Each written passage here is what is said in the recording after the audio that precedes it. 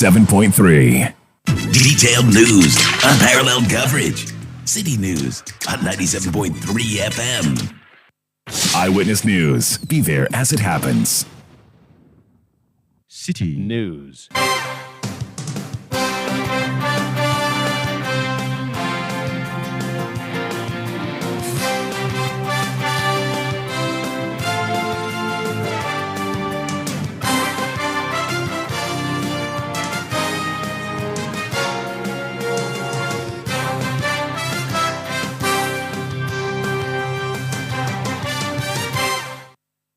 It's 17:30 GMT. This is Eyewitness News on 97.3 Citi FM.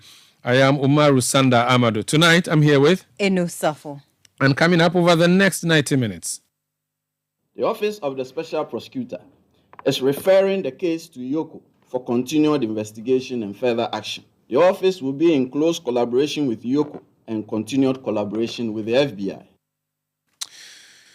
After all the hullabaloo between the Office of Special Prosecutor and former Sanitation Minister Cecilia Abinadapa, it appears the case has come to an end, at least from the OSP side, with the decision to drop all cases against her.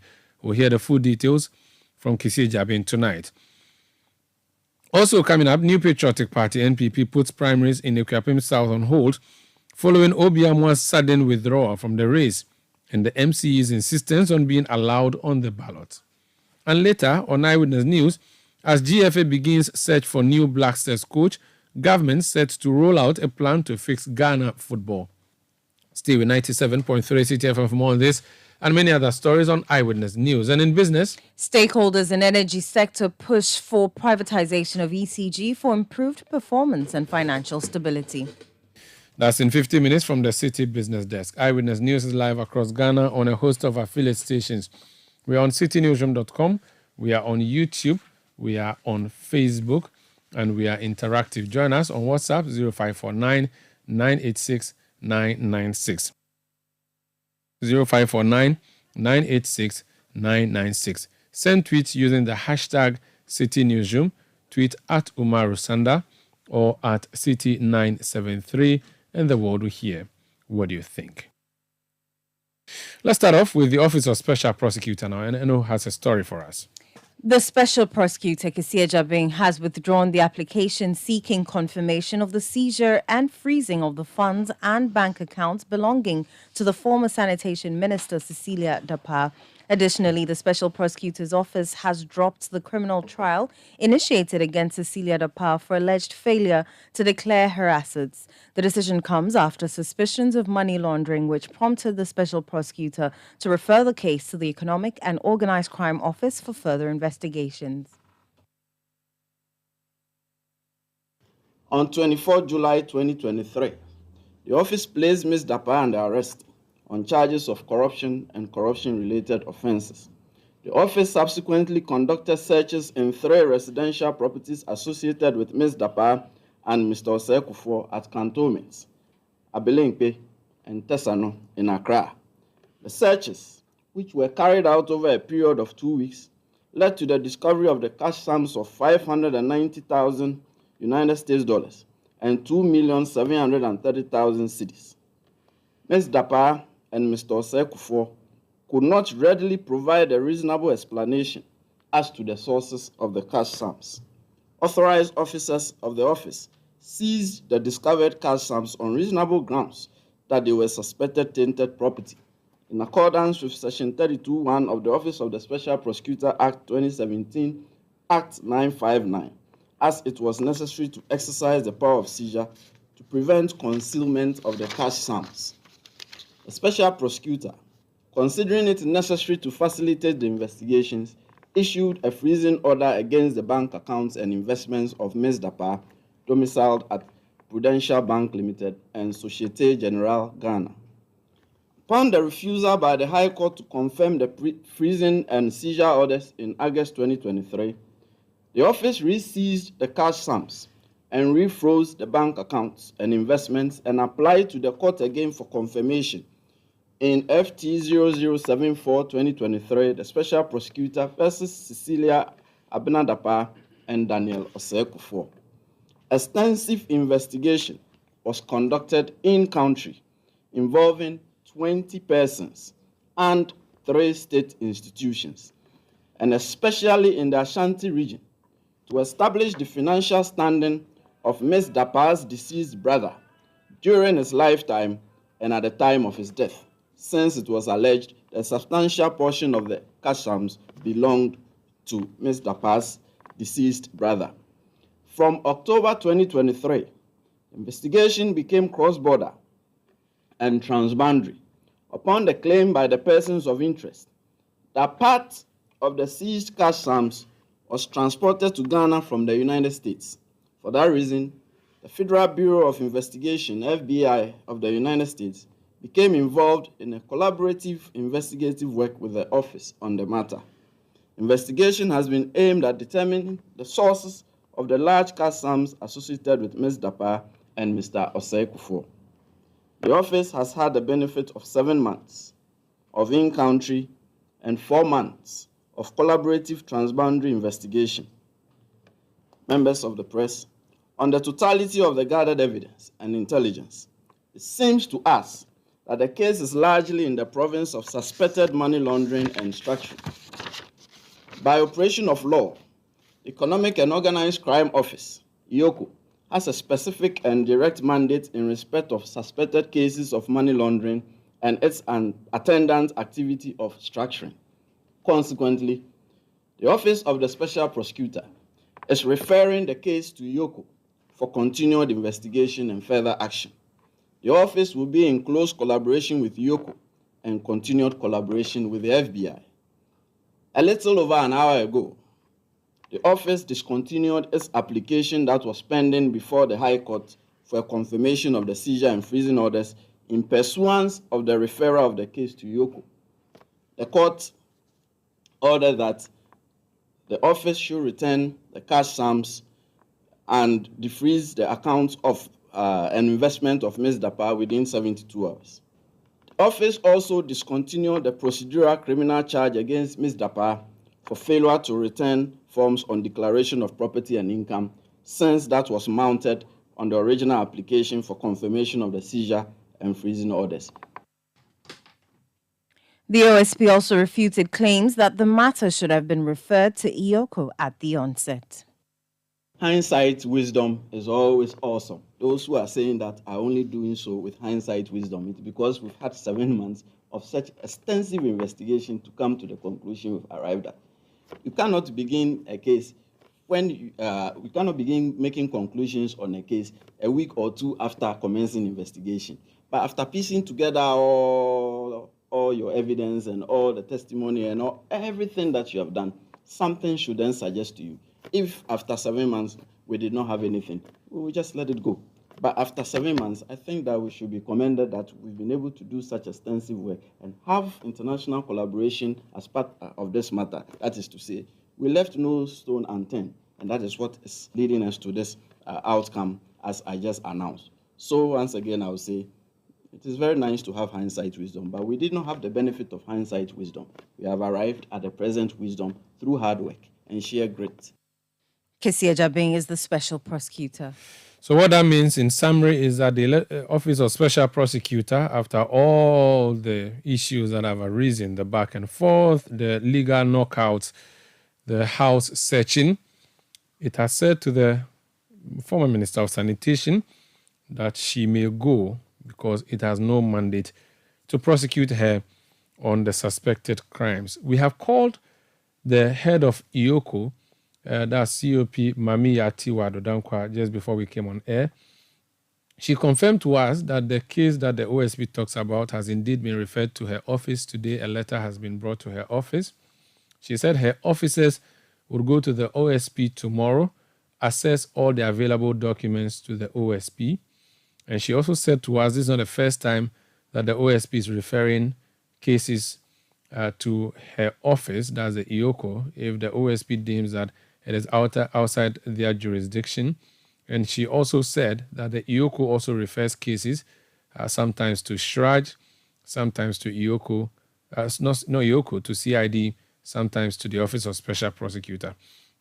So that's what Mami Atiwa Adudankwa, COP, who is head of the Economic and Organized Crimes Office, EOCO, has said to us. So what happens next? Martin Kwebu is a private legal practitioner. You're welcome to Eyewitness News, sir. Good evening, Sandra. Thank you. You were very, very excited when the OSP began the processes to prosecute Cecilia Abena Dapa. Today, that prosecution has been aborted. What do you make of that? Yeah, it's quite sad. It's sad that that's the state of the law, But thank God, even though yes, initially I was excited, but as the weeks wore on, it became clear that we're not getting any headway in terms of who brought the money. When it comes to corruption, it takes two to tango. But with time, it became clear that we're not getting the source of the money. So the excitement started waning.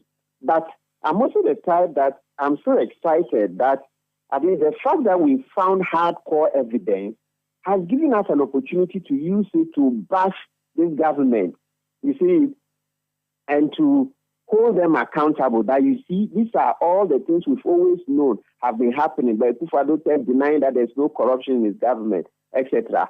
So although so far we don't have hardcore evidence that it is corruption, but if that case still serves a very critical purpose in our governance discourse. We are still using it sufficiently in the public space. So for me, to that extent, we've not lost it all. It's just that, we are not also getting it as perfect as we wish. Kisia Jabin is an experienced lawyer. The OSP has handled so many cases in the past. How many months does a lawyer of Kisia Jabin's caliber need to be able to determine that this is not within my jurisdiction? Because don't forget all the brouhaha that surrounded this particular case. The bravado with which the officers went to her home to go and search, the freezing of the account, the subsequent court order, the dropping of charges and the immediate rearrest and the freezing of the account. All of this was happening. Are you saying to us that there's a possibility that the OSP would have been doing all of this without checking simply to see if it has a mandate to prosecute this person? Because everything has been dropped. Like the charges have been amended, some have been withdrawn, and some portions are still being kept. Everything has been dropped by the OSP completely. At what point should the OSP ought to have known this and did the dropping? Because it looks like it's been a waste of time. We've been engaging on a wild goose chase. Sandra, I see the point you're making. Theoretically, your point is unassailable. There's nothing anybody will be able to say if in terms of the theory, okay? Because that looks like quite a reasonable time. But when you come to the ground, practically, to be honest, sometimes corruption cases take years. You remember the classical example, FIFA. Look at the Blatter case. We've always known that FIFA is corrupt.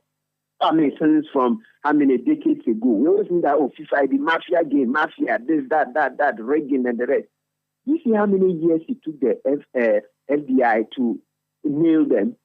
So that should tell you, corruption, the actors are powerful, extremely powerful. So they will put blocks, impediments on you with every step of the way. So because of that, it's difficult for me to readily agree that 7 months is been sufficiently long. No. And so because of that, I'm even thinking that the OSC Act should be amended, especially when it comes to those sections saying that within 60 days, is that section 35, forgotten the number, saying that if you seize assets, then you must go to court within 60 days. That's too short. So, Sandra, you may be right in certain circumstances, you may also not be right in others. It all depends. But you see, because the OSC doesn't share all the facts, all the information with us, it will be difficult to make a definite assessment. But there is also merit in your question. So with this, it means that citizens are complaining that, listen, these cases take too long. So that means that next time we should have officers on it 24/7. Yes, because it's painful. I see what I know. I followed social media. People are like, we said that this case will not amount to much. Why did people say it will not amount to much? Because they knew that Akufo-Addo is what? A clearing agent. So once he's a clearing agent, he would help, and just like he himself publicly said, that, he knows that the power will be exonerated, and based on Akufo-Addo's previous conduct, so it gave people the suspicion that this day, today, was going to come anyway. You see, so you have every right. It's good you've done that. Let's continue to complain, because complaints help. Complaints help, all right? But we will also give a margin of appreciation, knowing that corruption is difficult to fight, and the actors... Sandra, you think the person that gave Madame Dapa all the plenty money is not here? The person is here. We all have our number one suspect. But, under the law, we don't want to go there because we weren't there when the money was... We thought that person is in the grave. He said he's in the grave. Yeah, the person who gave her the money, the account, we know about her brother, that has come up. Oh, but Sandra, that one didn't check out. When the OSP did it, later she refiled for me. Initially she said, and even the money, we have various tranches of money, different. So you are talking about the initial 800,000. So she said 800,000 for her brother, 200,000 for her husband, right? That 800,000, when lawyer William Kusi in Kumasi, representing the brother's widow, prepared to sue, and Madame Dapa heard about it. Later she changed her mind and said, no, the money is for her, it's not for the brother. So that story is changed. So the point is that the money is said that she's not be able to explain. So that is the 800,000 she claimed belongs to her. Now the 590,000, the story she gave, that's the dollars, and the 2.7, that's what they found subsequently. The story she gave about the source of the money, they didn't check out, etc. Right? Yeah. So those are issues that she will have to contend with for the rest of her life. Because don't forget, even though the OSP is handing over the file, the reports that were issued earlier that said her responses about the sources of the money didn't check out. Those will indict Madame Dapa for the rest of her life. She can't come near public office. Nobody will offer her any seat in any public office because of this disgraceful behavior. Yeah, so in a way, it's success as we continue to look for the person who paid the money. We all have our suspect. I'm sure the person also knows that he should just be careful. His days are numbered. The way there's been skirmishes around him, today there's this trouble, the next day there's another. You should just know that. Don't mention any name. Don't mention any name. I'm not. Mr. Usander, I'm a lawyer. I know. For crying out loud. Finally, the level of excitement you had when this case was begun or initiated by the OSP, would you and do you have the same level of excitement considering that it's going to IOCO, another independent body? Oh, naturally, the excitement has come down, as I mentioned earlier, that, it's just natural for it to come down because the case has not been wrapped up. There's that side of me, but the conscious side of me to remind me, like I said, because of the said Blatter case, we can use to point out how long and painstaking the FBI took before they finally grabbed him, etc. So my excitement has come down, but it's not totally down. It's not sufficient for us to keep discussing. You see, I'm even doing this discussion with you. Yeah, I'm so happy that, the more we discuss this topic, then the more it sends a chilling signal to the rest of the ministers. And Sandra, please, I want you guys to join me for us to repeat several times to the OSP that the masses I meet every day, they keep telling their lawyer, tell OSP to search the rest of the ministers. You think it's only Madame Dapa who keeps this money? The rest of the ministers, you think the money they've been taking, the money Kennedy Japan says they are stealing and stashing abroad. It's not everything they stash abroad. Some are in their houses, those in the polytowns, those in the WCs. That's what the masses are saying, that they want all the ministers searched. What's Mr. Kiseja been doing about this? Now, in September, he got, or starting from in September, he got the 249 new staff. Yeah, so there should be enough people to search the ministers. The thing the kickbacks they take and the rest is everything they take abroad. We are being docile, because the guy is telling, we need to say, lawyer, but Madame Dapa's case, what about the rest of the ministers? What about the rest? We have to search them. I don't think we can just sit down. We are looking very weak and allowing people who are not, some are our classmates, some are a bit our seniors, etc. Some not even as good as we are. They are occupying public office and stealing, and we are watching. What are we scared of? Look, death will come anyway. Look, you can lie in your room and die. So this timid attitude, this docility has to give way. You have to get up. Can you just start rounding up people and start searching them without cause? Oh, the cause is that it's common knowledge that, listen, the way times are hard, the way the public accounts are not adding up. You look at Auditor General's reports, all the malfeasance, and you think the public servants can do that alone if the ministers are not involved. You think those manage? So just based on speculation, you start rounding up ministers and searching them. That sounds like what happens in the undemocratic regimes, don't you think? But you think we have a democratic regime? Does Ghana look like a democracy to you, Sandra? As it stands, it is, and that's why you and I are able to speak freely tonight on the radio. Ekufuado didn't bring us freedom of speech. It's Rawlings did, and that's how he spoke his mind in Rawlings' regime. Of course, he was arrested once on suspected treason, etc. But that apart, he was largely able to speak. A champion stand, even a champion was a military leader. He could do his demonstration. You know, Ekufuado did demonstration against a champion to resign. He was just referred to that. Sorry. I said, oh, okay. Then when we also demonstrated against him to resign for corruption, that was just karma coming back. Yeah, you check our history in the 70s. I read somebody's PhD thesis, and it was there. He demonstrated, led the demonstration that a champion should go. A champion is corrupt. So now, how many over 40 years later, other people would demonstrate against him to also resign for corruption.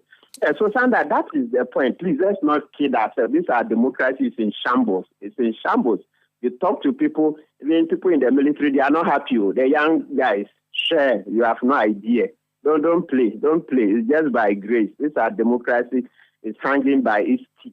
Yeah, because the corruption. And you see, listen, Sandra, I'm not the one saying it. Even 400 years before Jesus was born, Socrates made this statement that in a democracy, once leaders loot us blind, once leaders loot us, eventually the citizens will get up. And that's the same thing Agbojo said a few years ago. And then they sought to guard him because they knew that if they allowed Agbojo to continue saying, hey, Arab Spring, more citizens will rise, right? Yeah, but that's the truth. You read Socrates' Republic, he said it. If you Google, say in a democracy, the way leaders are stealing us blind, one day the citizens will get up, will rise against the leaders, and then there will be anarchy. So that's just what has been coming slowly. And Ekufuado himself said it when he was in opposition. He said Mohammed's government was so bad that we had an Arab Spring on our hands. And when he came in, he didn't do anything to stop unemployment. He didn't do much to stop the economic hardship. Rather, even after COVID, the World Bank's report shows that 850,000 people have now also fallen into the poverty bracket, increasing the numbers. He didn't do much. So what do you think is coming? It's the Arab Spring that's staring us in the face. Let's leave it here. Thank you so much for speaking to us. Yeah, you're welcome. That's Martin Kwebu. He's a lawyer and was speaking to us there about a decision tonight by the Office of Special Prosecutor to drop all cases or charges that he has brought against Cecilia Abinadapa, former Minister for Sanitation, and referring that to the Economic and Organized Crimes Office and asking the office to consider investigating it. So what it means is that the OSP has closed its books on Cecilia Dapa. Eyewitness News. Be there as it happens. The wait is over. It's the Clash of Titans. The Total Energies African Cup of Nations Côte d'Ivoire 2023 is here. And as part of this year's competition, all Total Energy service stations will go into 100% football mode. So drive to selected service stations and kickstart your year with lots of amazing giveaways. So starting Sunday 14th January, when you buy fuel or lubricants on selected match days from selected Total Energy service stations, you instantly win amazing branded souvenirs. Let's celebrate the passion of football together and win lots of gifts during the 2023 Total Energies African Cup of Nations. Remember, promo is valid while stocks last. Visit our social media pages Total Energies GH for more information. Terms and conditions apply. Let's live football together.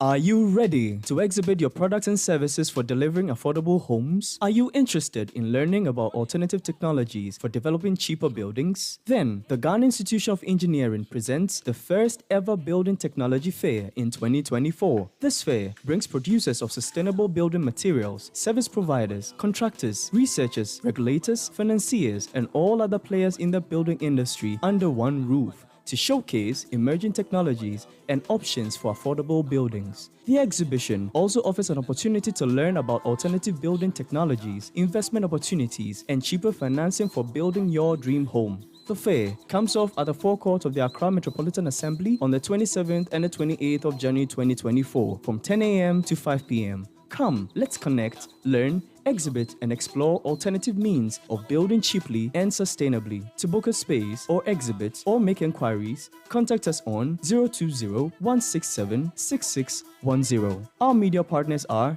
Citi TV and Citi FM. See you there.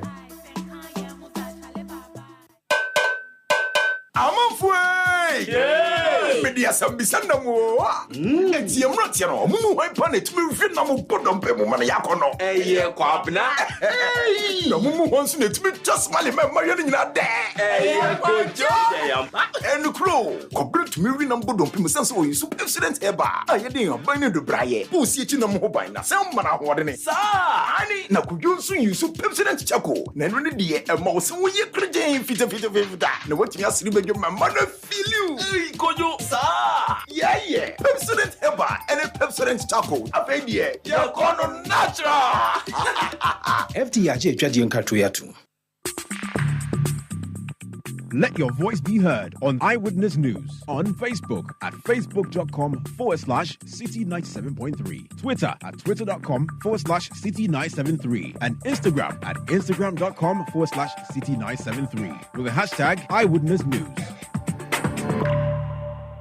You're welcome back. This is Eyewitness News on 97.3 Citi FM. We are coming to you from our studios in Adabraka in Accra. The big story tonight, the Office of Special Prosecutor has withdrawn all interest it has in prosecuting Cecilia Abena-Dapaah, former Minister for Sanitation, Water Resources, and referred the case to the Economic and Organized Crimes Office for action. We have called up Mamiti Wadodankwa, the head of IOCO. She has said to us that the communication has been received this afternoon from the OSP. Tomorrow, her officers would go there to vet the documents that the OSP has in its possession, and then based on that, it will take an action.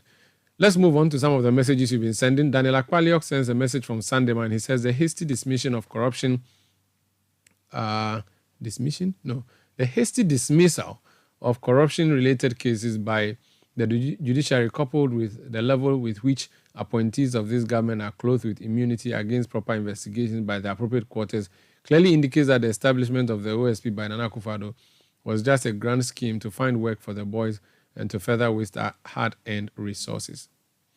Zilis Dwayne in London says the office of the special prosecutor is a waste of time to Ghanaians. Dennis Abasiwe in Sandema says OSP transferring Cecilia Dapaah's case to IOCO is going to be shambolic because the director of IOCO, let me not continue with that.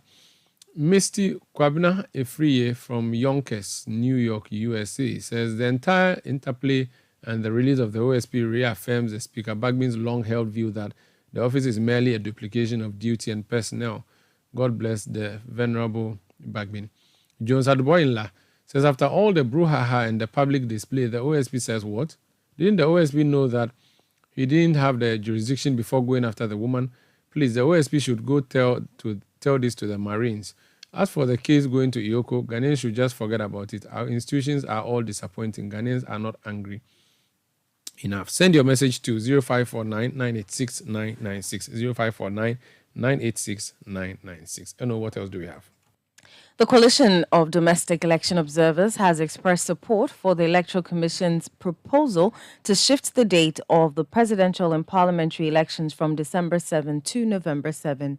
The EC justified the proposal by stating that it would provide sufficient time for the Commission to reorganize in the event of a runoff and ensure a smooth transition of power. The national coordinator of CODEO, Albert Ahin, in an interview with Citi News, urged political parties to embrace the proposal, stressing its potential benefits for all stakeholders.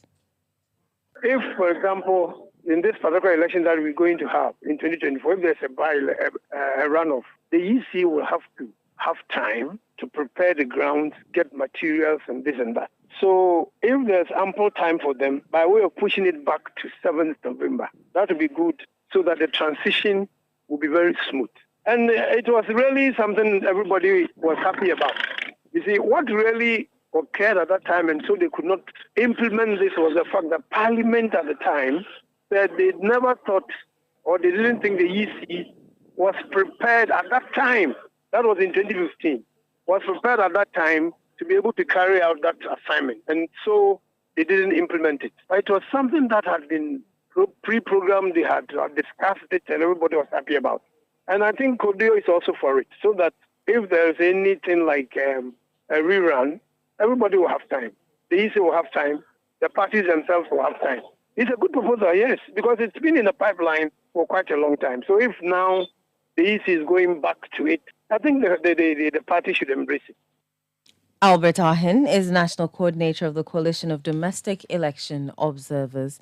The Electricity Company of Ghana has clarified that the new value-added tax on electricity consumers beyond the lifeline threshold is not yet being charged. The Finance Ministry directed ECG and NEDCO to implement the 15% tax from January 2024. The Trades Union Congress gave the government a 7-day ultimatum to withdraw the VAT on electricity consumption above the lifeline. Speaking on the City Breakfast Show, the managing director of ECG, Samuel Dubik Mahama, says there are legal and operational challenges associated with the implementation of the new tax. Most people treated the letter as saying it's a directive. For NEDCO and ECG, we didn't treat it as a directive because this has been a law since 2013. It is rolled out. So for us, there are some difficulties, there are some clarities that need to be checked with the law. So I don't think it's time for anybody to panic about it. It's not panic mode. It's not something that, but all of these things have to be cleared out. If there's supposed to be an LI, that spells it out clearly, fine. Everybody should be rest assured that the conversations are going to be had at the bigger table. All will come out. And this letter is not a directive, but more so. So can we say that as we speak, you've not started collecting it because the clarity you're seeking, among other things, on whether this should be collected on a purchase price or usage has not been had yet. So even though the communication suggested that January this year the collection should start, you can confirm that the collection has not started. No, the collection has not started. Even yesterday, I had a chat with my energy minister on the policy directive to see what is happening and the standpoints and all of that. So it's still a conversation going on. Addressing concerns by consumers of power in some parts of the country about the erratic power supply, Mr. Debik Mahama rebutted concerns about the return of Dumso. Ghana is at a point where it's been enjoying the most stable power from its generators. And we have a very, very cordial relationship with all the IPPs now. We suffered a small challenge with the West Africa gas pipeline, but it has been resolved. I think we also some notices also coming out that they want to run some maintenance work. So we are trying to make sure that we have the requisite alternative fuel supplies so they can go through that so that there will be no load shedding. The truth is, one thing we've not realized, our country has grown very, very fast. There are certain areas such as Chado, Oyarifa, Amasama. The speed with which those areas grew, Kaswa, we never envisaged it. Even East Legon and most of the areas. So whenever everybody is home, the transformers are overloaded. Please, if you're suffering such a situation, get to the nearest ECG office and report it. That means we need to start doing intensification exercises. And the thing is, if it starts around 5, the peak period for ECG for power is from 5 to 10 p.m. If it starts around that time, and we will try to bring it back, but it will go off. We will try to bring it back, but it will go off because of the overload. Until a few more transformers and the low voltage network is what stabilized properly or is intensified. So please, it is not Dumso. The Dumso is not back. It's not, let's not even use that word. We are having localized faults because the rates at which our transformers have been overloaded is overwhelming. Because on our records, we have about 30 homes to a transformer. You get there and it's about 40. Samuel Dubik Mahama is the managing director of the Electricity Company of Ghana. It's Eyewitness News on 97.3 Citi FM. Now, the New Patriotic Party has planned Saturday for parliamentary primaries in constituencies that it has sitting MPs. One such constituency is Ekwapim South, where Minister of State at the Ministry of Local Government, the Honorable Obi Amwa, is the incumbent MP. He has been in the contest until 2 days ago when he announced that he's no more interested in running. That has left the party in a state of confusion on how to proceed, because prior to Tuesday, the party had disqualified the municipal chief executive for the area, who had intended to go against Obi Amwa, but who had not resigned his position as MCE as the party law or the party rules dictated. Now that Obi is not going to be on the ballot, the MCE is asking, Frank Edu, that's his name, that he be put on the ballot. We are told that the party has now put on hold that particular election. Let's speak to Ernest Owusu JC. He's the Ekwapim South Constituency Secretary of the party. Ernest, you're welcome to Eyewitness News. Thank you. So there was a petition that was sent to the party office, and which petition is the reason that this decision has been taken. As a constituency, what do you make of all the issues coming up and the final decision by the party now? For me, I think the decision by the party is in the right direction. Looking at the entire situation, the guideline was came in when National Executive Council decided to bring that guideline. It was meant to protect sitting MP. So once the sitting MP is not contesting, the party thinks that it's in the best interest to consider or give a fair hearing to the municipal chief executive. And I think the party has taken the right decision. Now, is it supposed to be protecting the MP alone or protecting all persons in the contest? Because even if OB is not going, there are other persons in the contest and they are going to go against a mighty MCE. Is that not problematic for them too? Oh, I think if you read the reason behind the guideline, it was meant to protect sitting MP.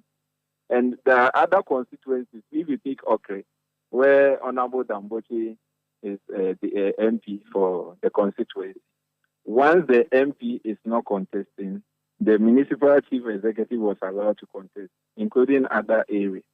So if you look at the guideline, it was meant to protect sitting MPs, but not the other aspirants. What is your understanding of the real issues behind the scenes? Was there a plan by OB which is now being thwarted by the New Patriotic Party? In fact, that one there, I can't speak. What I know is that the MP came to farm. We went for vetting at Kofodia, and we were all expecting him to contest. And this week he brought a letter that he wants to withdraw from the contest. And that one, I don't know, unless maybe we interview him to know the reason. What is your relationship as party executive with your incumbent MP? Oh, we have very, very good relationship with all of you. Almost all of us. We have good relationship with our own. How about the regional executives? Yes, please. I know. I can speak for sure. Were you guys supporting his rerun or his running, or what was the word? His decision to run again until he withdrew? Yes, please. Can you win the seat without him on the ballot? Yes, as for the constituency, any of the aspirants can win. It's a traditional seat, and we are sure of that. Even though we know that he is supposed to have blessed someone and he may not necessarily be in the good books of the MCE, is he likely to bless and campaign for the MCE? And if he fails to do that, if the MCE eventually wins, can you still win the seat? Yes, please. So you have no difficulty with him exiting, do you? No, please. As for the constituency, whoever wins the primary will win the general election. That one I can assure the entire party. So you have any idea what is going to happen next? Is there going to be a hearing before a decision is taken, or there's going to be the printing of new ballot papers that would include your MCE? No, that one I can't speak to it. It's only the General Secretary who can give a direction. But it means that you are not going to vote this weekend. Yeah, we are not voting this Saturday. In fact, we had prepared for this Saturday and it has come as a shock to us. But I think, personally, I believe it's in the right direction for the party. Very well. Thank you so much for speaking to us. Thank you. That's Ernest Owusu JC. He's the Kwapem South Constituency Secretary of the New Patriotic Party. This Eyewitness News on 97.3 Citi FM. Eno has some other stories for us. The president of the Ghana Journalists Association, Albert Kwabena-Jumfor, is urging media houses and journalists to implement a media blackout on the Minister of Fisheries and Aquaculture Development and Member of Parliament for Owutu Senya East, Mavis Hawakumsen. This appeal comes in response to the police's failure to arrest individuals who physically assaulted David Kobena, a journalist with Cape FM in the Central Region, during the NPP's parliamentary aspirant vetting. Albert Kwabena-Jumfor expressed concern over the NPP and the police's silence on the matter, prompting the call for a media blackout. Considering the unabated cases of attacks against journalists and other media practitioners in recent times, following the intel we had picked last year regarding plots by some political actors to attack journalists and other media practitioners severely and rapidly this year as a strategy to put fear in media practitioners during the electioneering. Having consulted with our partner institutions, including GIBA and PREPAC, as well as senior members of the association and heads of media institutions, the Ghana Journalists Association hereby calls as follows. 1. All media houses must give total media blackout to Mavis Awa Kunsi and stay away from her as MP, Minister of State, or any other public capacity and position she may hold. This is because we believe there are attacks on reasonable and able-minded people around the MP who pose serious threats to the lives of journalists and other media practitioners. I must emphasize that we have nothing against the person of the MP, but we are scared of people around her. That was the president of the Ghana Journalists Association, Albert Kwabena-Jumfor. This Eyewitness News on 97.3 Citi FM. The Black Stars' disappointing showing at the AFCON has resulted in a number of issues. The coach has been fired. We are told the GFA is currently looking for a new head coach for the Ghana Black Stars. While that is happening, government is also talking about fixing Ghana football. There's a statement that has been issued from the Youth and Sports Ministry representing government. I know what's the statement saying. So the statement says that Monday, January 22, 2024 stands as a solemn and sad chapter in our football history as the Black Stars exited the 2023 AFCON competition in Côte d'Ivoire, thereby concluding their journey in the competition. The Ministry of Youth and Sports profoundly shares the disappointment and devastation echoing through the hearts of millions of Ghanaians and followers of Ghana football, both home and abroad. Over the years, the ministry, especially under the administration of the current government, wholeheartedly supported our national teams, the Black Stars in particular. We created a conducive and enabling environment, invested in the development of the team, and introduced performance-based reward systems. The government, recognizing the importance of sports at the grassroots level, also invested and continues to invest significantly in infrastructure and other logistics to nurture and develop young sporting and footballing talents. Regrettably, the recent and continued poor performance of the Black Stars highlights fundamental, structural, and systemic deficiencies in our football ecosystem and journey. This is such that despite our unwavering support and considerable investment leaving no stone unturned, the team has not delivered and results do not commensurate with efforts and resources invested. This clearly points to the urgent need for a comprehensive diagnosis and restructuring of Ghana football to align with our aspirations in football and beyond. In the coming days, the ministry, in consultation with national team stakeholders, will announce a strategic plan to identify the causes and the roadmap towards the revival of the Black Stars. We recognize the urgent necessity to address the underlying issues and are poised to embrace a holistic approach towards rebuilding and reviving our football. This is crucial and pertinent not only for the Black Stars and the followers of Ghana football, but also for every aspiring young Ghanaian footballer. Interesting. Godfred Akoto-Boafo is on the City Breakfast Show. He has had time to criticize Ghana football and how unserious we have been in managing that particular sector. We've called him up tonight to ask him what he makes of the GFA, the Ministry of Sports statement that he has just issued. Godfred, you're welcome to Eyewitness News. Thank you very much, Umar. So the ministry has expressed disappointment in the performance. That's no news. We all know that. But the ministry has said that it has invested heavily in Ghana football or in sports in general. And it's saddened to see that there are no fruits being born or it's not bearing fruits. Do you agree that the sector has seen massive investment that would require the bearing of fruits as we were expecting at Cote d'Ivoire? Well, I think the reference to investment was specifically to the Black Stars and not to football in general in the country, because it cannot be that the ministry was referring to a significant investment in football in general in the country. Infrastructure is poor, coaching is poor, there's no holistic plan. All the money has gone towards caring for the Black Stars qualifiers, trips, basically just that. So I find it a bit strange that a statement would emerge that there's significant amounts of money have been spent on the general state of the game in the country.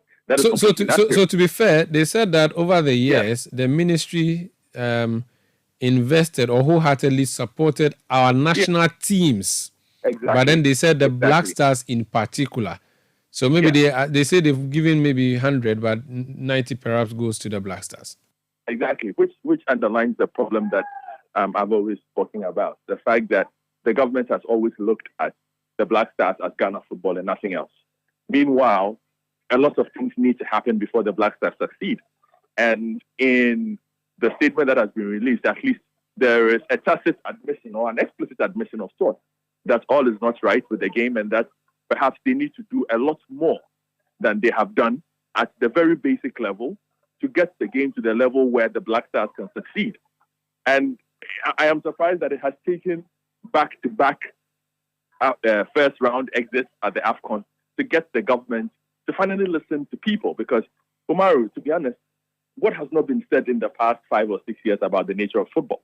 In fact, some of the things that the government mentions that it is going to do, undertake a diagnosis, if I am being accurate. That is what the statement said, that it is going to undertake a diagnosis of what the problem with stakeholders.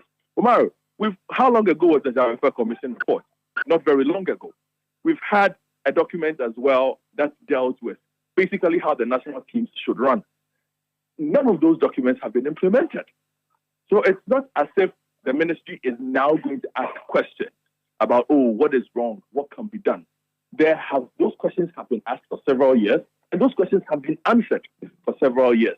It has just been the lack of will by the main actors, that is the ministry, its technical directors, the National Sports Authority, to put in place a plan that is actionable for these things to work. Most of the time, Umaru, the problem is this. The ministry engages in short-termism because they will tell you, well, we have 4 years or 8 years to carry out an agenda. The only way you can mark success is at tournaments, hence the significant investment in the national team. But it has been said several times that the only way we can actually succeed is with a solid foundation. We've spent the last decade not doing that, and we are paying the price for it. So again, like I said, it's interesting that the ministry will put out a statement that says, we are now going to consult. I don't think that's necessary. We've done a lot of consultation. The documents are there. Refer to it and act. Some of them are very recent. These are not 20-year-old documents, Mary. Some of the documents are old as 2 years old. Some of them are 3 years old. Most of these reviews have been done in the past 5 years. So what has changed? Nothing. The government does not need to sit down to ask stakeholders anything. In fact, I think that would be a waste of money. Just take the document and enforce some of the salient aspects of those documents, and we can make progress. So you believe that this exercise, and we don't know what nature is going to take, we don't know if it will go the Jamefe or a commissioner way, or they are just going to move around taking views. You are saying that to begin with, go to the Jamape report and don't waste everybody's time going back to look for what you already have. Umaru, when we went out of the last AFCON, the last one that was held recently, not this one, the last one that was held, there was a full parliamentary probe. There's a report. The captain of the national team, Andre Ayew, appeared before that committee. The minister appeared before that committee. All kinds of persons appeared before that committee. Umaru, that is not 2 years, that is less than 2 years ago. Recommendations were made by the Parliamentary Sports Committee on Sports. From those hearings, what happened? What diagnoses did they make? What recommendations did they make? Nobody has acted on those things. So I am interested in seeing what form this diagnosis takes, which stakeholders are being invited again, over which period, for them to go open, to go into conclave and come out with solutions. I think it's not really necessary. What needs to be done is known by everybody, which is why over the past 5 years, most people with knowledge on the matter have explained and have preferred solutions as to how things can be done. So I think what the ministry can do is to take a cue from these documents that are available, to take a cue from the suggestions from various stakeholders who are speaking on these matters over the past couple of years, and just act on them. They don't need too much help. The help has already been given over the years. There is a view from some quarters that to fix Ghana football, we need to burn it down to the ground and start afresh like the Phoenix does. But it appears that's not what we're going to see. The GFA is already on a hunt for a new coach to put on top of the very mess we are complaining about. Do you think that looking for a new coach should be the priority now, or the GFA's, the ministry's approach should be the priority, or both can be considered, or we should shut it down completely and start afresh? Well, I think both can be done at the same time. Of course, the team cannot be left without a coach because the team has games. The team has to play Argentina and and China, if I'm not mistaken, in March. That's 2.5 months away. Then in June, they have World Cup qualifiers. So there's a significant level of activity for the national team. So you cannot leave them as they are. So, of course, a coach has to be brought in. But I think that the government's role in all this is to collaborate more extensively with the Ghana Football Association in asking questions. What kind of coach are you bringing? Why are you bringing this kind of coach? What exactly is the long-term plan for bringing in this kind of person? Have those kinds of conversations. It's not just about, can he deliver results in a World Cup qualifier? Can he help us beat Argentina in March? Normally, those are the kinds of questions we are looking at. I think the questions have to be a bit more deeper and a bit more salient. I don't believe in the burning down completely because it brings too much trouble. And at the moment, we have not shown the capacity to burn it down and rebuild it properly. Who is going to rebuild it? The same people who have shown a lack of capacity to even maintain it at the top. So why are we going to trust them with breaking it down and building it again? I don't think that is the solution. But what the government needs to do at this point, tomorrow, I think, is to find a cohesive working relationship and enforce its strength. You see, the problem is this. The government has convinced itself that its only role is to pay for the national team. Hence the statement that you read, where the government says that over the years, it has spent a considerable amount of money investing in the success of the Black Stars, and this has not been repaid. That is what the government has considered investing. That is not it. The government has a lot more, a bigger role to play in what happens with school sports. What is the collaboration like? The government has not been able to integrate the link between the Ghana Football Association and its own assigns, that is the Ministry of Education, Ghana Education Service, and their school sports directory. Those are the kinds of conversations that need to happen if we are to make progress. Thank you so much for speaking to us. Godfred Akoto Boafo is in the football sector in Ghana Football Administration and also one of the panelists on the Citi Breakfast Show. This is Eyewitness News on 97.3 Citi FM. Eno has some other stories before we go to Point Blank. And on Point Blank, my guest is one of the persons hoping to remove a sitting NPP MP and become parliamentary candidate. We'll talk to him when we come back in a bit. But before then, Eno.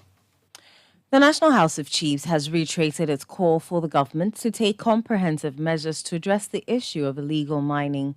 The House urged the need for a non-political approach and asked all stakeholders to be involved in the fight against illegal mining.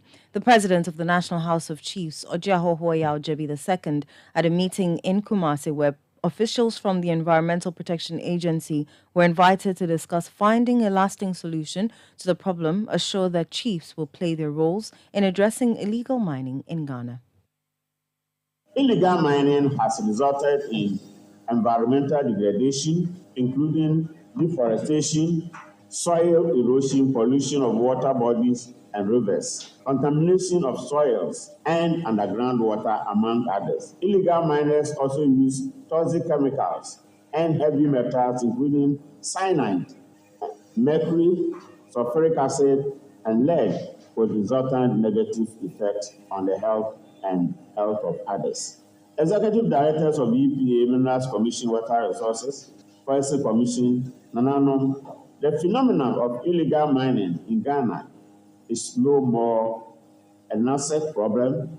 It is now a vast, complex, and multifaceted challenge, and it is assuming a growing national character with tremendous and negative impacts on the environment, public health, social and economic life. Galamsey is contributing to climate change. You heard President of the National House of Chiefs, Ojehoho Yao Jebi II. Away from that, Vice President of Imani Africa, Kofi Bentil, is urging Parliament to conduct a thorough probe into the Akosombo Dam spillage. The Volta River Authority began the controlled water spillage from the Akosombo and Pong dams in September last year due to a consistent rise in the inflow pattern and water level of the dams. This resulted in thousands of people being displaced and properties being lost. Speaking at the Africa Leadership Initiative West Africa Forum on building resilience and socioeconomic response to natural disasters, Mr. Bentil emphasized the need for a thorough examination of the spillage incident to prevent similar occurrences in the future. VRA itself has better systems than the Meteo system by which it can check. So if a dam fills over many days, and there are significant warning systems, and there are multiple institutions, and it's a Volta River Authority. In law, that means a lot. It's not a board, it's not a commission, it's an authority. What it means is that it actually can take steps and not listen to anybody. We need to ask questions about why this happened and get to the bottom of why it happened, because if the best of our best has failed, and we live in a country that is expecting at any time a major earthquake, we've been getting tremors here and there. If our best has failed, what's going on with the rest? I mean, if the dam broke, there will be worse problems, all right? But should we ever get to the point where we have to choose between saving a dam or risking human lives? I think we ought to ask questions, and I think Parliament should get into this and get answers for our own sake. You hear the Vice President of Imani Africa, Kofi Bentil. Eyewitness News. Be there as it happens. Do you care enough about your business? Then it's time to make a transition to renewable energy and energy efficiency solutions. Visit the AGI Energy Service Center and talk to us. AGI ESC cares about business growth. That is why we're here to assist industries cut production costs through energy savings. We provide you with solar feasibility studies, energy audits, energy efficiency trainings, and financial advisory services. Visit agiesc.com for more information or call us on 0507 977 902, an initiative of the Association of Ghana Industries in partnership with the German Development Corporation, implemented by GIZ. Media Sambisanda mo. Etiemra tiano. Mumu wai panet me vina mo podompe mo mana yakono. Eye kwabna. No mumu wonsu net me just mali me mariani nyina de. Eye kojo. Enu kro. Kobret me vina mo podompe mo sense o yusu president eba. Aye den oban ne do braye. Po si echi na mo ban na sem mana hode ne. Sa ani na kudwo nsu yusu president chako. Na eno ne de e ma wo se wo ye krejen fita. Na watimi asiri bedwo mama na feel you. Kojo sa yeah Pepsodent Eba and a Pepsodent Taco Afedie Yakono natural. FDIJ Jadian Katuyatu. Eyewitness News. Be there as it happens. Get the details. Every significant financial transaction, every market movement, and all the policies that affect your business. City Business News. Be informed. Time now for City Business News on Eyewitness News, brought to you by GCB Bank PLC. GCB Personal Loan, make that big move and dream a reality. My name is Inosafa. Let's settle for the details. The Executive Director of the Africa Center for Energy Policy, Benjamin Boakye, is calling for the privatization of the Electricity Company of Ghana. His urgency stems from the persistent challenge of under-recoveries in the energy sector, stressing that the current lack of attention is detrimental to the industry. According to him, the best way to address the challenges in the energy sector is to return to the previously agreed-upon roadmap for privatizing ECG, placing it under the control of the private sector while maintaining governmental regulatory oversight. We are doing politics and not business. Because power is business. We need to get people to be doing the business side of things and isolate it from the politics. But in our country, the politics is always ahead of the business. And that is what is actually happening. And we've been crying about these things for the past decade, about how the energy sector ought to be managed so that power sold can be recovered in revenues. And everybody along the value chain is paid for it. Government has intervened and participated in that space to the extent that people can even consume power for free. And because it is government, they don't care whether they pay or not. And we are not collecting enough revenue. The last time I checked, the under recoveries are above 70% now. So what it means is that when power has been generated and sold, 70% of the money cannot be gotten back. We have to go back to the roadmap that we set up in 2014, which we all agreed that we need to allow ECG to be controlled by the private sector so that government can regulate. You heard the Executive Director of the Africa Center for Energy Policy, Benjamin Boakye. President Akufo-Addo is urging African leaders to commit to realizing the dream of a single market for Africa to enhance economic expansion. Emphasizing Africa's abundant natural and human resources, he envisions turning the continent into a global powerhouse. President Akufo-Addo also revealed plans to facilitate intra-Africa trade by allowing nationals from other African countries to travel visa-free to Ghana before the end of his term. He made these remarks at the Africa Prosperity Dialogues 2024 under the theme Delivering Prosperity in Africa, Produce, Add Value, Trade. I congratulate the organizers, the Africa Prosperity Network and its founder for their vision and their ability to attract this formidable lineup of strategic partners should leave no one in doubt that this is a project that requires all the support we can muster. What the Africa Prosperity Dialogues have provided is a unique platform dedicated to mobilizing Africa's energetic private sector to own and drive the fulfillment of the promises that the AFCFTA presents. The theme for this year's dialogue speak directly to what we have to do if we are to make the AFCFTA meaningful. Without the capacity to industrialize, add value to our raw materials, and invest to build the social, digital, economic, and physical infrastructure. You heard President Akufo-Addo. Now, the Secretary General of the African Continental Free Trade Area, Wankele Mene, also indicated that steps are being taken to create a single market and currency for the continent. As the chairman said before me, it is not governments that trade, it is the private sector that trades. And that is why we have developed a private sector strategy, identifying sectors such as agriculture, the automotive sector, pharmaceuticals, transport and logistics, which combined create and establish a market of $130 billion for investing in the value chains that the Vice President of the African Development Bank alluded to earlier. We recognize, of course, that many challenges remain. That is why the partnerships that we have developed with the Africa Business Council, with the African Development Bank, with Afrexim Bank, to ensure that we mobilize the necessary resources so that this dream does indeed become a reality. Wankele Mene is the Secretary General of the AFCFTA Secretariat. Now, the Ghana Revenue Authority has announced a shift towards a more collaborative and customer-centered tax collection approach for the year. Dr. Amishadai Uswamwa, the Commissioner General of GRA, emphasizes the importance of this strategy to enhance voluntary tax compliance after using task force in its revenue mobilization exercise in the past. In the summary of the strategy for the last 3 years, we had people, technology, and service. And so last year and the year before, we had concentrated on the technology. And you all have seen a lot of the technological changes and the digitalization that has taken place in GRA. So we are moving strongly to the third part of our strategic journey, and that is service.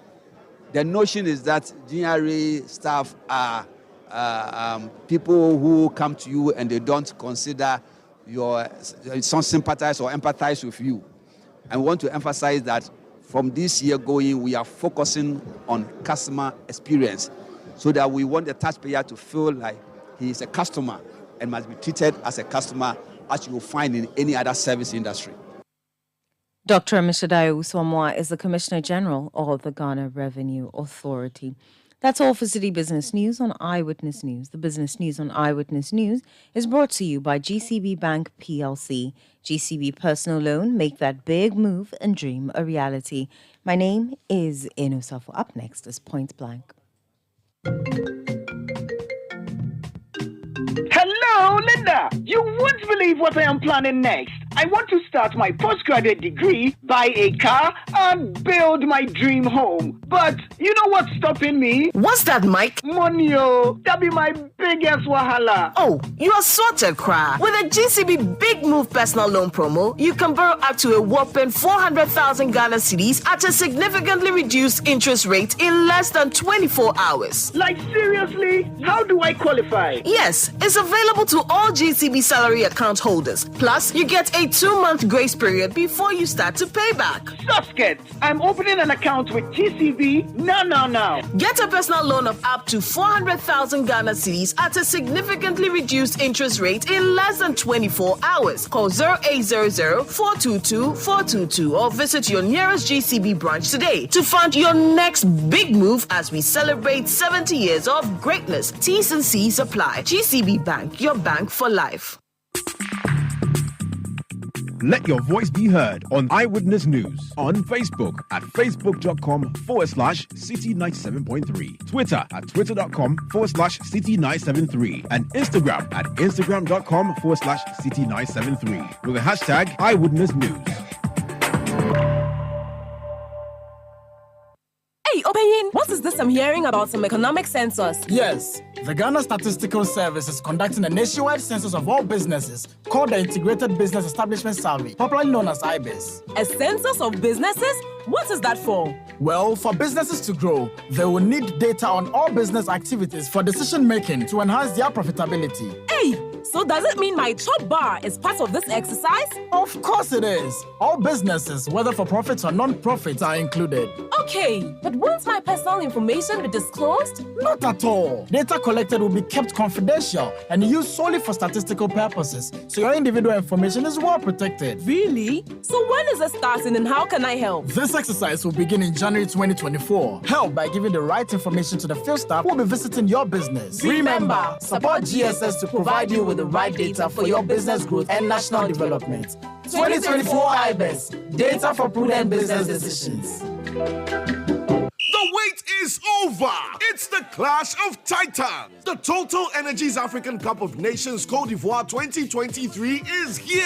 And as part of this year's competition, all Total Energy service stations will go into 100% football mode. So drive to selected service stations and kickstart your year with lots of amazing giveaways. So starting Sunday 14th January, when you buy fuel or lubricants on selected match days from selected Total Energy service stations, you instantly win amazing branded souvenirs. Let's celebrate the passion of football together and win lots of gifts during the 2023 Total Energies African Cup of Nations. Remember, promo is valid while stocks last. Visit our social media pages Total Energies GH for more information. Terms and conditions apply. Let's live football together. Eyewitness News. Be there as it happens.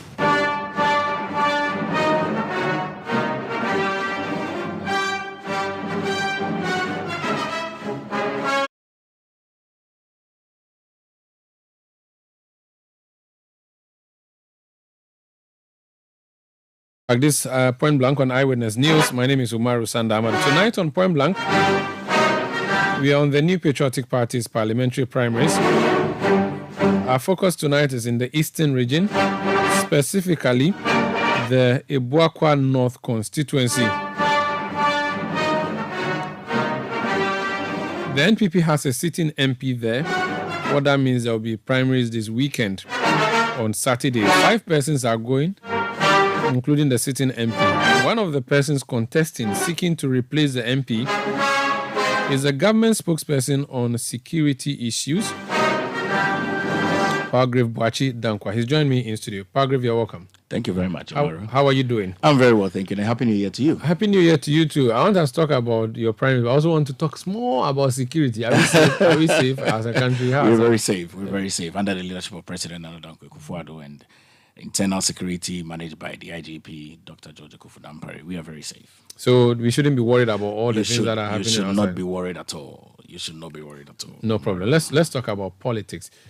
Is this your first attempt at Parliament? This is my first attempt, Umaru Sanda, and it's my host and win because I think that the good people of Achimbe-Buakwa North constituency have gotten to a stage. The constituency was formed in 2004. It's 20 years old.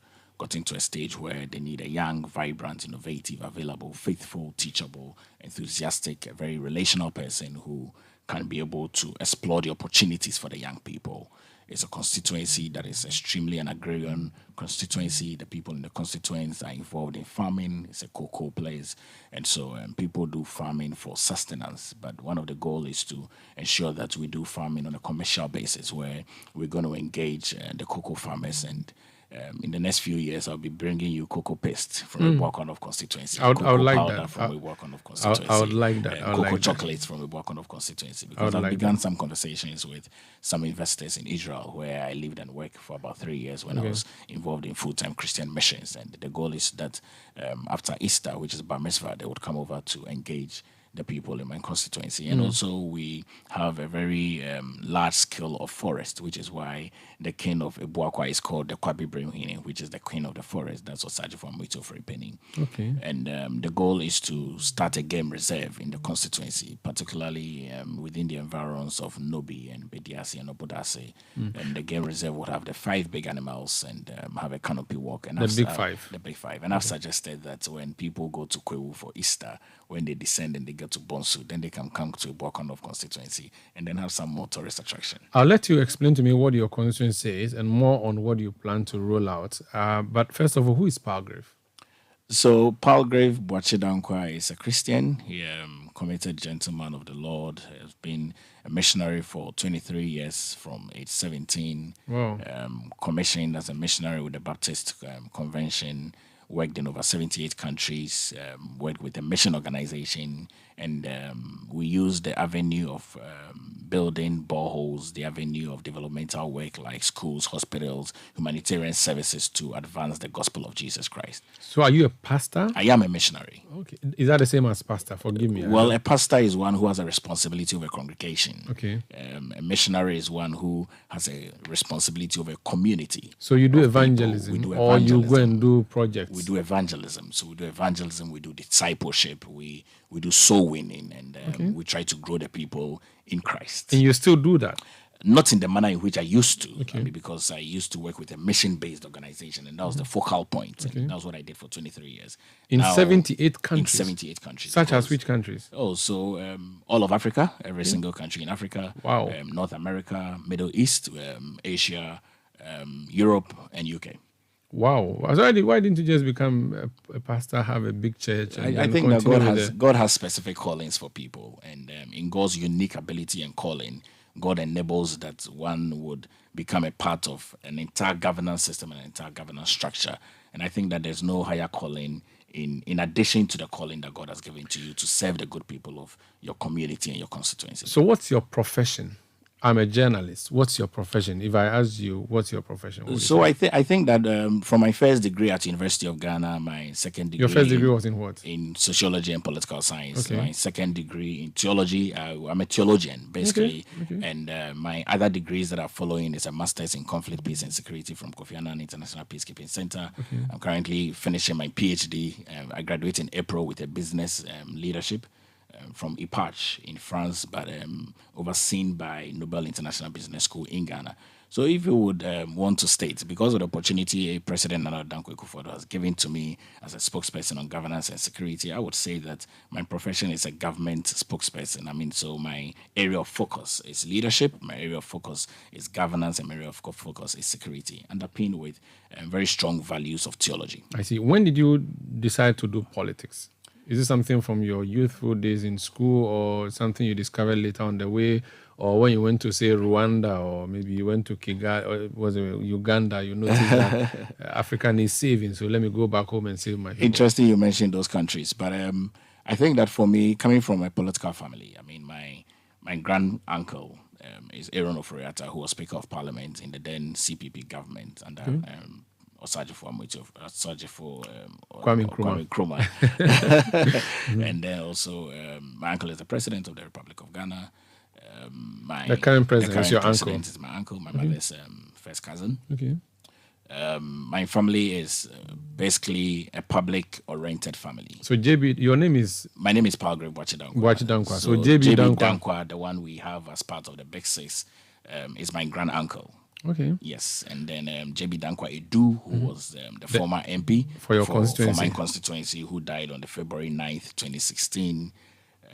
Unfortunately, is my uncle as well. So, so I come from that family. It's a political family. I see. Right up in University of Ghana, I think I was involved in student activism. I was heavily involved in the Moboroa struggle. Used to write articles. Used to be on Radio Universe. Used to do Nooks Politics. And I recall in the years past when I manuscript with the Honorable Okudato Ablakwa at the time, and also assisted in his campaign as the coordinator for him to become Nooks president. Worked with Samia Wuku when we were students at University of Ghana. Toyin Seyena, who is now Horseman Shoes. And so I think that politics has been something that we have been involved in from the very beginning. Did I hear you say you campaigned for Ablakwa, you campaigned against Ablakwa? Which one? That was his campaign coordinator at the time at University of Ghana. At the time, was he not NDC and you? I don't think that at the time Sami had any colorization in terms of politics. Because at the time when we were students involved in local student politics, we didn't have as it is now in terms of colorization. So, and Nooks at the time was a very unique brand. Let's talk about the thing your party calls nurturing the constituency. How have you nurtured your constituency? This is how I used to state it. It takes 5 years for the Chinese bamboo tree to grow up. You need to water it every single day, every single week, every single month. And then in 5 years, you begin to see shoots coming up. In nurturing of constituency, so nurturing comes in two forms. The first is that my family has extensively nurtured the constituency. And so when you get to Otafo and you mention Bwachidankwa, when you get to Otafo, you mention Chumberima, when you get to Otafo and you mention Ochami Boom, when you get to Otafo and you mention Aaron Oforiatta, in New Tafo, you mention Dr. Joe Oforiatta, when you get to Nobi and you mention Oforiatta, you get to see the farmlands that belongs to my family. That's one big nurturing. For a young man who is 40 years old, I do not know how much nurturing that can be done within the period of the opportunity that has been given to me. But obviously, I stand on the foundations of the nurturing that has been done over the years. But in my own estate and in my own right, the constituents have benefited and I've been a blessing to them. I've done 2 boreholes. They are 75% completion at Fofiasi in Otafo. And then I've done a second borehole at Inginesi. And these are mechanized borehole. It's come through my philanthropic works and the people that have assisted me over the years. There are people that we've given scholarships on the Bwachidankwa Scholarship Scheme who are in Ghana Telecom as I speak to you now, who are also studying to be able to advance their life. There are people that we have assisted to go to All Nations University. There are people that we are assisting with jobs because my constituency is a very young constituency. It's 20 years old, young people who have finished university who do not have an opportunity to work. And which is why for me, setting up a game reserve is going to be a one-stop shop because then you have a lot more people who would get a lot more work and be given a lot more opportunities. So the goal is to turn the constituency into an entrepreneurial constituency so young people can have an opportunity and young people can have a desire to live in the constituency and young people can have a drive and a future.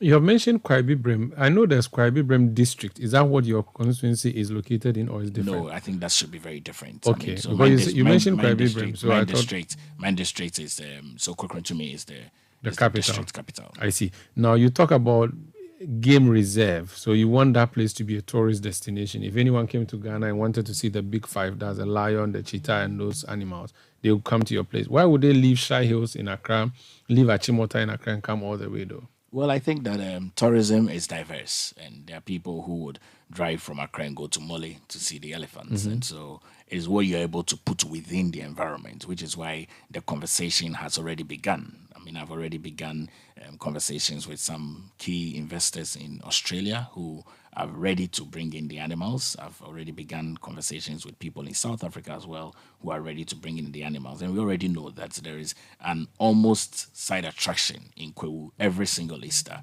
And so if we're able to market it very well, once we are done with the Kwewu and people are descending from the Kwewu mountains, then they just need to drive through a Boakwa North constituency and then enjoy the beauty of the land, enjoy the canopy walks. For those who don't know much about your constituency, what are the major towns you have in there? So I have Fisher. It's one of the first towns that you see when you're entering into my constituency. I have Abuabo, I have Enginesin, which is just by the side of the road. Then when you enter through Bonsu to the right-hand side of Lindador, you get to Etukrom. Then when you get to Etukrom, you go to Tontro. Tontro is at New Tafo. Then you just drive straight. Then you go to Nobi Baira. But Nobi Baira community is a people of farmers, agrarian community. I have a Bodase, which is also an agrarian community. I have a Bediase, which is also a farming land. Bosodumase. I have Abrim Ponsu.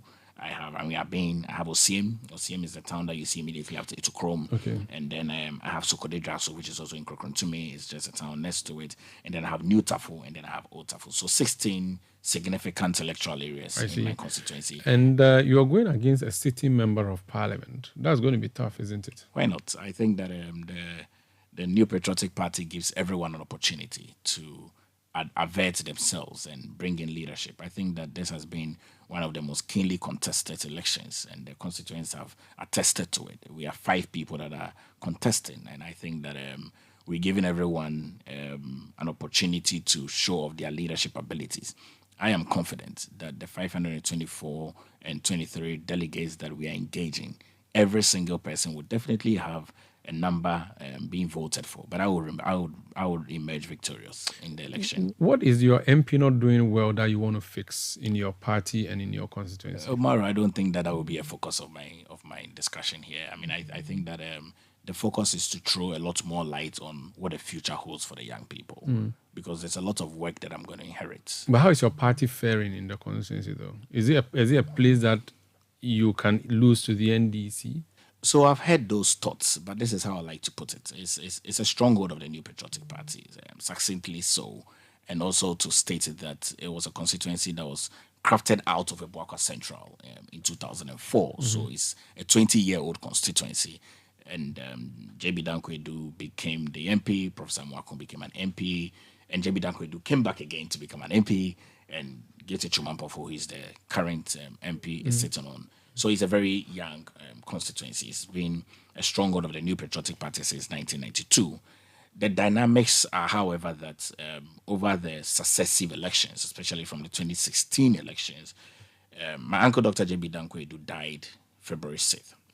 And so there was a by-election that was held. He left a margin of about 9,000.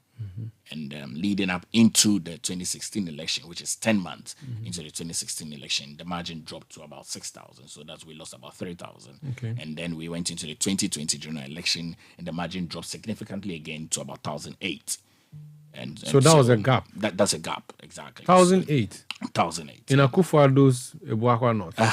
In Akufo-Addo's Boakwa. That constituency is slipping. Then, if you're not careful, you may end up losing it to NDC, and that would be a big disaster. Well, I don't think that the New Patriotic So that's where Party you come in, and you want to work hard. And I think that a game changer is important, and people like change, and people like fresh blood, people like innovative people, people like leaders, people like people that can serve. I'm a servant at heart, and I want to really put up myself to serve the good people of Achimwea Boakwa North constituency. constituency. I want to grow them. I want to see that they make the best of their lives with the opportunities that are given unto them. And I think that there's none other person who is best with the right, unique selling proposition, either than me, Palgrave Wachidankwa. And I'm number 2 on the ballot.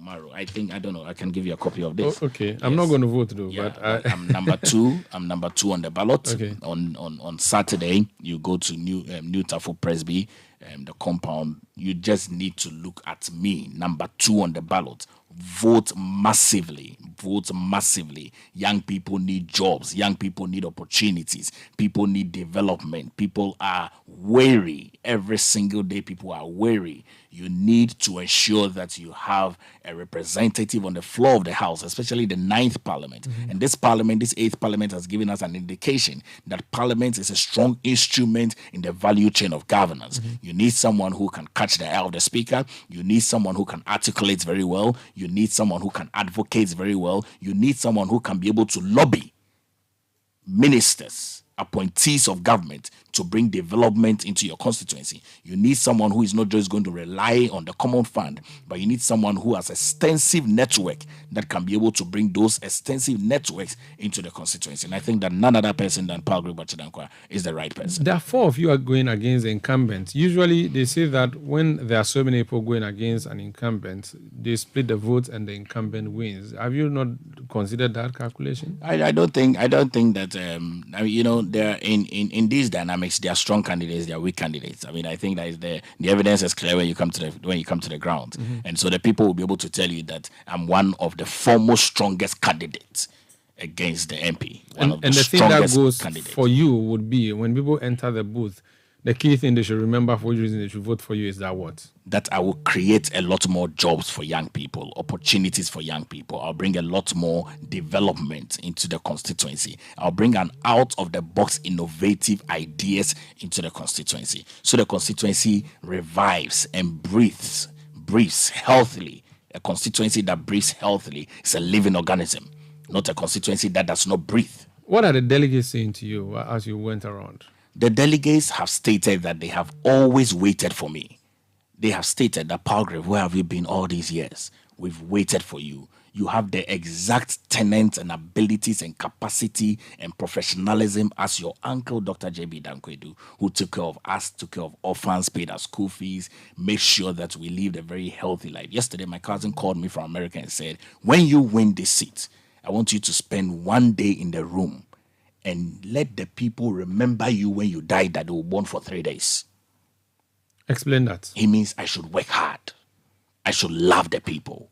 I should develop them such that when I am gone in my old age, the town will cry for 3 days because they have lost someone significant. And that's what I'm going to do.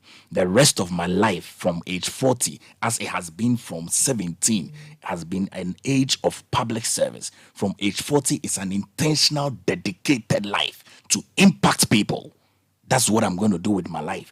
Impact people from children to adults, to mothers, to fathers, to grandmothers, to granduncles, to impact them. That's what we are bringing in. So if you are sick, we would pay for your medical bills, bring you into Koforidua, bring you into Rage for you to see specialists, bring you to Kolebu, and that's what I'm doing. I'm bringing the people. I'm even exposing the people a lot more into other avenues. We're creating jobs not just in the constituency, but also out of the constituency. Very well. Palgrave Wachidankwa, NPP parliamentary aspirant or parliamentary candidate aspirant for Abuakwa North constituency in the Eastern region. Thank you for joining us on Prime. Wish you all the best. We'll be following the results on Saturday. Thank you. If you excel, we'll call you and congratulate you. When I excel, Imaru, I would bring you the victory here. And we'll buy white powder and Citi is home. Thank you. Yes, indeed, Citi is home. Thank you so much, bro, and wish you all the best. Thank you. That would be it for Eyewitness News tonight. On Saturday, Citi FM and Citi TV, all the constituencies, and bringing you the results as and when they come through. My name is Umaru Sandamadu. This has been Eyewitness News. I did this with Eno Safo. Production by Kobna Wilson, Beverly London, and Sami Wiafe. Technical support from Daniel Squashy. New media support from Edwin Kwakofi. We return tomorrow at 17:30 GMT. Thank you for listening and have a good night.